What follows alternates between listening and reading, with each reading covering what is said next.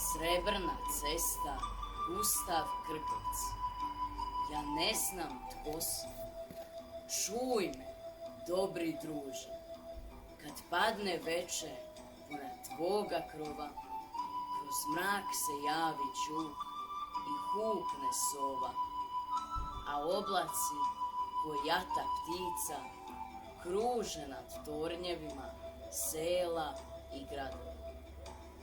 Izađi u noć, idi, divlje ruže opijat će te putem, trn će cvasti, otvorit oči lopoči na vodi.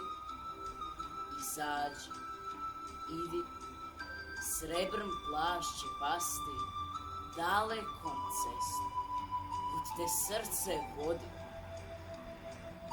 Ti znadeš i sam da svjetove nosiš u samom sebi i da na dnu duše sjaji jato zvijezda. Ponori se uše i, ako hoćeš, oluji prkosiš olujom koja u tvom bilu kuji.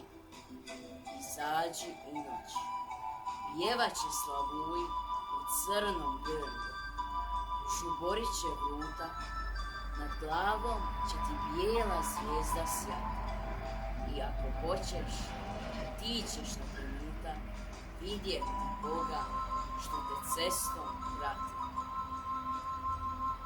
Ne vjeruj noći, čovjek, ni buri, što kida greben tvoje volje.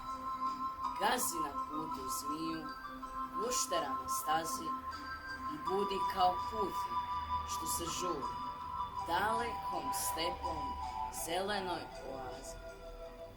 Izađi u noć, idi, divlje ruže opijat će te putem, trn će cvasti, otvorit oči lopoči na vodi.